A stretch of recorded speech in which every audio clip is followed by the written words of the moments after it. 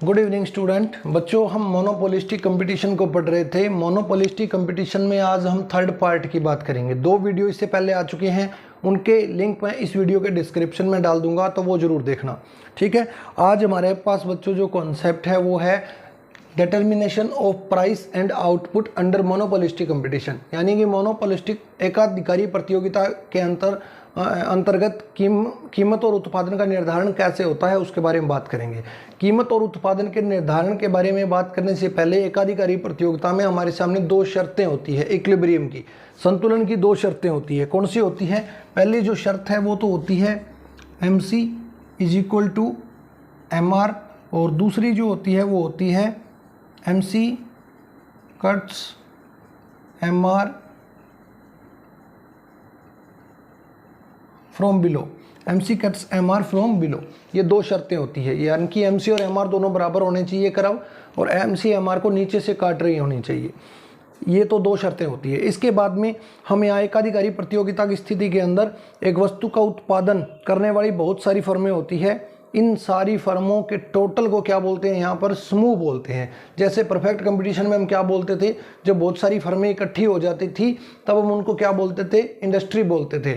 लेकिन यहाँ पर जब बहुत सारी फर्में इकट्ठी हो जाती है तो उनको क्या बोलते हैं? ग्रुप बोलते हैं। और इसी के कारण यहाँ पर 2 सिचुएशन को हम पढ़ेंगे। एक तो फर्म का इक्विलिब्रियम पढ़ेंगे और दूसरा जो ग्रुप है उसका इक्विलिब्रियम पढ़ेंगे। फर्म के इक्विलिब्रियम को हमने 2 पार्ट के अंदर आगे डिवाइड किया है, शॉर्ट रन और लॉन्ग रन। शॉर्ट रन की बात करेंगे और लॉन्ग रन की बात करेंगे। आज हम बेसिकली फर्म के इक्विलिब्रियम की बात करेंगे, यानी कि एक जो फर्म होती है उसका इक्विलिब्रियम शॉर्ट पीरियड में कैसा होता है और लॉन्ग पीरियड में कैसा होता है। शॉर्ट पीरियड की बात करते हैं सबसे पहले। Short period equilibrium in monopolistic competition, एकाधिकारी प्रतियोगिता में जो अल्पकाल है उसका संतुलन कैसा होता है। अल्पकाल क्या होता है? सबसे पहले तो उसके ऊपर बात करते हैं। अल्पकाल क्या होता है? समय की वो अवधि होती है जिसके अंदर एक फर्म अपने उत्पादन को मांग के अकॉर्डिंग नहीं बढ़ा पाती, केवल उतना ही प्रोडक्शन बढ़ पाता है जितनी एक उद्योग की वर्तमान उत्पादन क्षमता होती है। उद्योग की जितनी वर्तमान उत्पादन क्षमता होती है उतनी ही डिमांड को वो पूरा कर पाएगा। उसके बाद में अगर कोई डिमांड मार्केट से आ रही है तो फिर उत्पादन नहीं बढ़ेगा, केवल कीमतें बढ़ती जाएंगी। चलिए, अब इस समय की इस अवधि के अंदर फर्म की 3 स्थितियां हो सकती हैं, यानी कि एक फर्म को 3 प्रकार से प्रॉफिट लॉस होते हैं। ठीक है, सबसे पहले बात करते हैं सुपर नॉर्मल प्रॉफिट की, उसके बाद नॉर्मल प्रॉफिट की, और फिर मिनिमम लॉस की। शॉर्ट पीरियड के अंदर ये तीनों चीज़ें हैं। शॉर्ट पीरियड के अंदर फर्म को सबसे पहले यहाँ पर बात करते हैं क्या मिलता है? Super normal profit.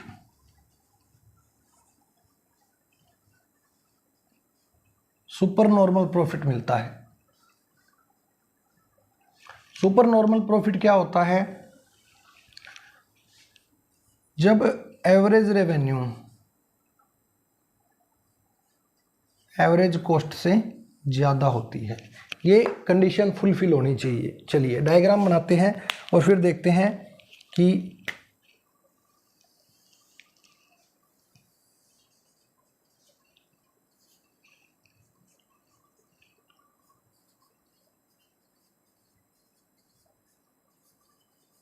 Revenue cost और यहाँ पर हमने लिया है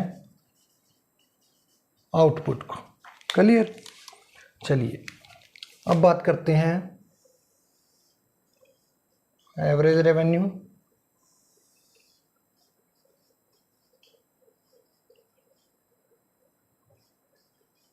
मार्जिनल रेवेन्यू की। ठीक है, इक्विलिब्रियम कहाँ पर होता है वो हमें इससे पता चलेगा।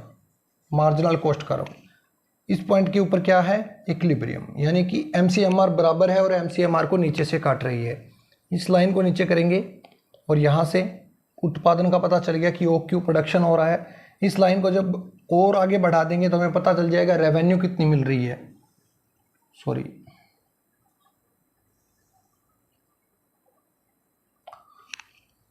ये मान लो OP रेवेन्यू मिल रही है। अब कंडीशन क्या थी? कंडीशन ये थी, एवरेज रेवेन्यू ज़्यादा होना चाहिए किससे? एवरेज कॉस्ट से। यानी कि ये एवरेज रेवेन्यू है तो एवरेज कॉस्ट क्या होनी चाहिए? इससे नीचे होनी चाहिए, कहीं भी इससे नीचे कहीं भी टच कर सकती है। एवरेज कॉस्ट यहाँ पर टच की है तो यहाँ से P1, इस पॉइंट को A नाम दे दो, इसको बी नाम दे दो। अब ये वाला जो पोर्शन बचा बड़ा है हमारे पास, ये वाला, ये पोर्शन क्या कहलाता है, यही सुपर नॉर्मल प्रॉफिट कहलाता है। यानी ओ क्यू उत्पादन जब एक फर्म करती है तो उसकी प्राइस कितनी लेती है, वो ओ पी तक लेती है। यानी कि रेवेन्यू कितना होगा, O Q multiply O P करेंगे तो पी ए क्यू ओ, ये बच गया। अब कॉस्ट की बात करें तो जहां पर कॉस्ट करो, एवरेज कॉस्ट जहां पर टच कर रही है उससे नीचे वाला पार्ट क्या कहलाता है, कॉस्ट कहलाता है। तो O P one B Q, P one B Q, ये पार्ट क्या है, कॉस्ट का पार्ट है। अब इसमें से माइनस कर दो, रेवेन्यू माइनस क्या कर दो, रेवेन्यू माइनस कॉस्ट करेंगे तो क्या आ जाएगा, ये वाला पार्ट आएगा, P P one A B, A B. ये क्या है, सुपर नॉर्मल प्रॉफिट है। क्लियर, कोई दिक्कत नहीं है। चलिए आगे बात करते हैं। आगे हमारे पास है नॉर्मल प्रॉफिट। अल्पकाल के अंदर एक फर्म को सुपर नॉर्मल प्रॉफिट भी मिलता है, असामान्य लाभ भी मिलते हैं, सामान्य लाभ भी मिलते हैं और मिनिमम लॉस भी होता है। चलिए अब बात करते हैं नॉर्मल।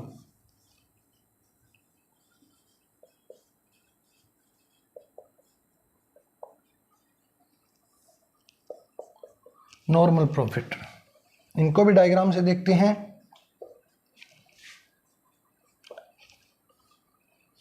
यहां पर आउटपुट, यहां पर रेवेन्यू, कॉस्ट। ठीक है, इसकी कंडीशन क्या होती है, average revenue is equal to average cost, ये होता है नॉर्मल प्रॉफिट के अंदर। चलिए यहां पर आगे बात करते हैं हम। Average revenue, marginal revenue, equilibrium कहां पर होगा, इस ई पॉइंट के ऊपर, और ये ओ क्यू। इतना उत्पादन किया जा रहा है किस प्राइस पर, वो भी पता चलेगा, इस ओपी प्राइस के ऊपर इतना उत्पादन किया जा रहा है। ठीक है, अब क्या है, शर्त क्या है हमारी, average revenue is equal to average cost होना चाहिए। तो एवरेज रेवेन्यू ये है हमारी, एवरेज कॉस्ट यहां पर टच करनी चाहिए, एवरेज कॉस्ट, एवरेज कॉस्ट यहां पर टच की, इस पॉइंट को ई मान लिया, इस पॉइंट को ए मान लो, इस ए पॉइंट के ऊपर क्या है, इक्विलिब्रियम है। ठीक है, बात क्लियर, कोई दिक्कत नहीं है। यहाँ पर एवरेज कॉस्ट और एवरेज रेवेन्यू दोनों बराबर है, इसलिए क्या मिलेंगे, एक फर्म को सामान्य लाभ मिलेंगे। ठीक है, चलिए आगे बात करते हैं मिनिमम लॉस की।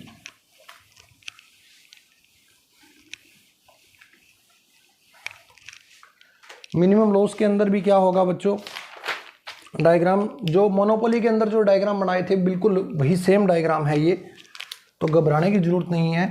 Minimum loss,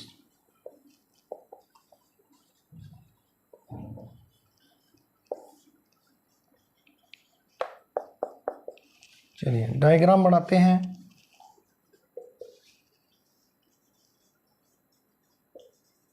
output, revenue, cost, Y axis, origin.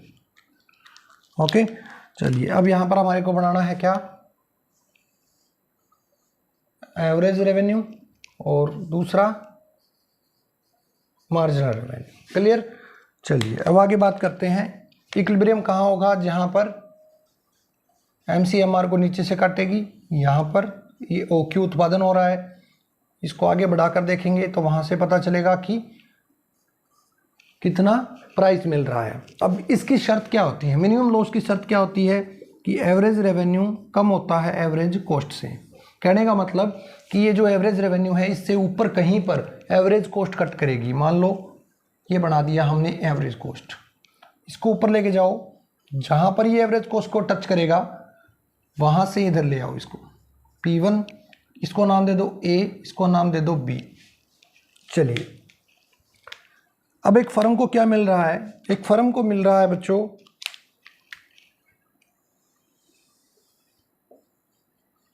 Average variable cost. इसका क्या मतलब है, सबसे पहले डायग्राम को समझते हैं स्टार्टिंग से। ओ एक्स एक्सिस पर मैंने क्या लिया, आउटपुट को। ओ वाई एक्सिस पर क्या लिया, रेवेन्यू और कॉस्ट को लिया, ठीक है। फिर ए आर कर्व बनाया, एम आर कर्व बनाया, फिर इक्विलिब्रियम देखा एम सी से, यहाँ इक्विलिब्रियम होता है इस ई पॉइंट के ऊपर। इस पॉइंट से लाइन को नीचे जब लेके आए तो पता चला कि ओ क्यू इतना प्रोडक्शन हो रहा है। किस प्राइस पर हो रहा है, वो यहाँ पर, यानी कि एक फर्म को जो प्राइस मिल रही है, मान लो ये मार्कर बनाया है 10 रुपये का, तो इसको बनाने में जो खर्चा आया वो 10 रुपये आया और 10 रुपये में इसको बेच दिया। वो सिचुएशन ये है जहाँ पर ना कोई प्रॉफिट हो रहा ना कोई लॉस हो रहा, जितने में ये मार्कर बना है उतने में इसको बेचा जा रहा है। यानी कि प्राइस जो है वो एवरेज वेरिएबल कॉस्ट के बराबर है। एक फर्म तब तक प्रोडक्शन करती है जब तक प्राइस एवरेज वेरिएबल कॉस्ट के बराबर रहती है। प्राइस जब एवरेज वेरिएबल कॉस्ट से भी कम हो जाती है, यानी कि यहाँ पर अगर प्राइस हो जाए, इससे भी और कम हो जाए, इस ओपी प्राइस से अगर कम प्राइस हो जाए, तो एक फर्म अपना प्रोडक्शन बंद कर देती है। क्यों कर देती है, क्योंकि अब उसे एवरेज वेरिएबल कॉस्ट भी प्राप्त नहीं होगी, ठीक है ना। एक फर्म तब तक प्रोडक्शन करती है जब तक उसे एवरेज वेरिएबल कॉस्ट मिल रही होती है। अगर वो मिलना बंद हो जाएगी तो प्रोडक्शन भी बंद हो जाएगा, उसको शट डाउन सिचुएशन बोलते हैं हम, ठीक है। चलिए, ये वो एवीसी कर्व है। अब हमारा ये जो पार्ट है ये मिनिमम लॉस है। कैसे पता चला, सबसे पहले देखेंगे ओ क्यू उत्पादन किया जा रहा है ओ पी प्राइस के ऊपर, यानी यहाँ तक ये जो मैं डार्क कर रहा हूँ नीचे ग्रीन से, ये ग्रीन वाला जो पार्ट है ये हमारी रेवेन्यू है सारी, ठीक है। और ओ पी तक तो हमारी क्या है, रेवेन्यू है, और ओ पी 1 तक क्या है, हमारी कॉस्ट है। तो इस पूरे पार्ट में से ये ओ पी तक का पार्ट हम डिलीट जब कर देंगे तो हमारे पास ये वाला पार्ट बचेगा ना, इसी को क्या बोलते हैं हम, मिनिमम लॉस। क्योंकि ये हमारे पास कॉस्ट ज़्यादा है, एवरेज रेवेन्यू तो यहाँ तक ही थी। एवरेज रेवेन्यू से एवरेज कॉस्ट जितनी ज़्यादा होती है उतना ही घाटा होता है, उतना ही लॉस होता है, और उसी को बोलते हैं मिनिमम लॉस, ठीक है ना। और एवरेज वेरिएबल कॉस्ट जब एवरेज वेरिएबल कॉस्ट जब प्राइस के बराबर है तभी एक फर्म प्रोडक्शन करती है। जब एवरेज वेरिएबल कॉस्ट से कम प्राइस हो जाती है तो एक फर्म शट डाउन हो जाती है, उत्पादन को बंद कर देती है, मार्केट को छोड़कर चली जाती है। ओके, चलिए, ये थे शॉर्ट कर्व के अंदर एक फर्म को 3 सिचुएशन का सामना करना पड़ता है, super normal profit, normal profit और मिनिमम लॉस। अब आगे बात करते हैं लॉन्ग पीरियड की। लॉन्ग पीरियड के अंदर क्या होते हैं, सभी फैक्टर क्या होते हैं, वेरिएबल होते हैं वहाँ पर। यानी कि वहाँ पर हम उत्पादन को डिमांड के अकॉर्डिंग बढ़ा सकते हैं, जितनी डिमांड आई उतना ही हमने प्रोडक्शन कर दिया, उतनी सप्लाई हमने दे दी। यहाँ पर जो इक्विलिब्रियम की कंडीशन होती है वो क्या होती है, यहाँ पर केवल नॉर्मल प्रॉफिट मिलते हैं। नॉर्मल प्रॉफिट क्यों मिलते हैं, उसका रीज़न है।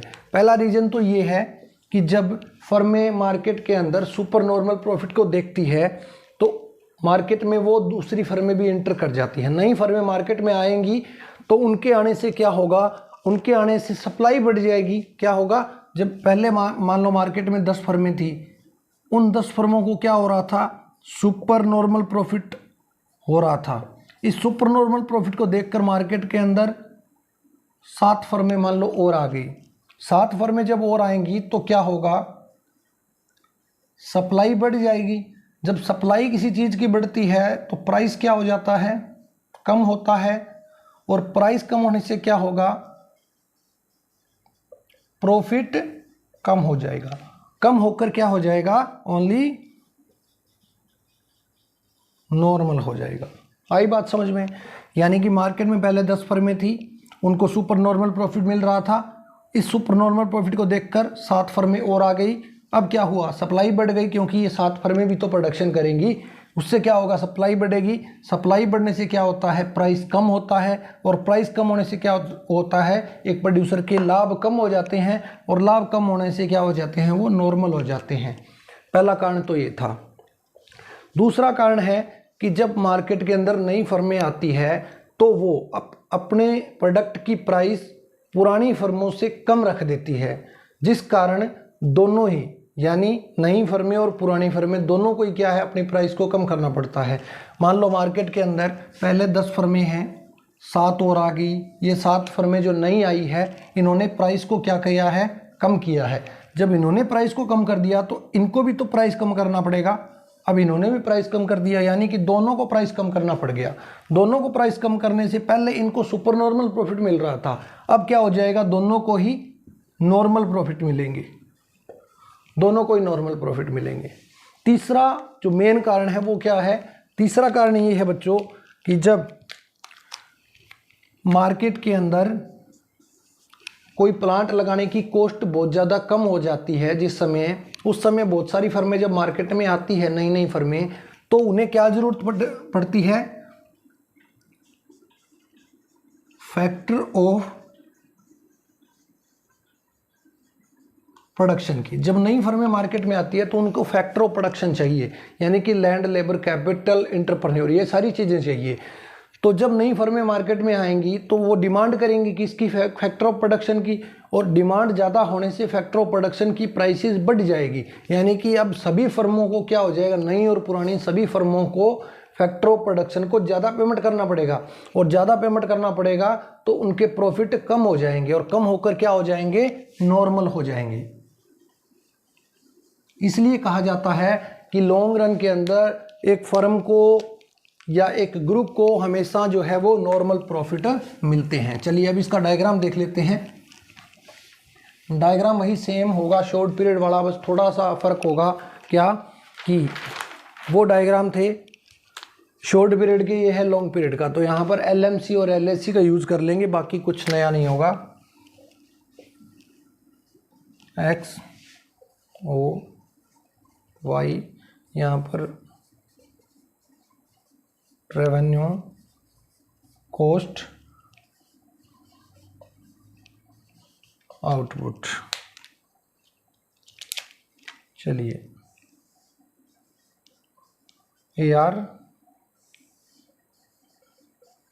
MR, इक्विलिब्रियम, MC कहाँ पर हुआ, इस पॉइंट पर OQ। इतना उत्पादन किया जाएगा, इसको आगे बढ़ा देंगे तो पता चलेगा हमें कि इतना OP, इतनी रेवेन्यू हमारे को मिलेगी। ठीक है, अब क्या है, इसकी कंडीशन क्या होती है, इसकी कंडीशन होती है कि LAC is equal to AR होना चाहिए, तभी क्या है, नॉर्मल प्रॉफिट मिलेंगे।